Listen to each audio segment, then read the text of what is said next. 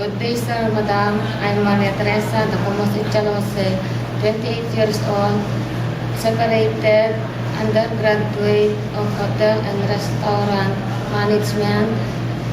My working experience as a domestic helper in Kuwait, my duties and responsibilities are cleaning the house, washing the clothes and ironing, and to take care of children.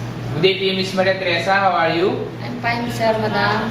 Okay, so what are the advantages of the employer if they will hire you? I'm honest, I'm loyalty, trustworthy, and I'm hardworking. Okay, so can you tell us how to take care of the children? I give them nutritious food, vitamins, and I love them as my children. Okay, so what if you commit a mistake and the employer scolds you? What will you do? I say sorry, sir, madam. I cannot do it again. Okay, Miss Maria Teresa, do you have a message to your employer? Sir, madam, please hire me because I need this job, and I promise I do my best to finish my 2 years contract. Okay, thank you, Miss Maria Teresa. Hope to see you soon in Singapore. Thank you, sir, madam.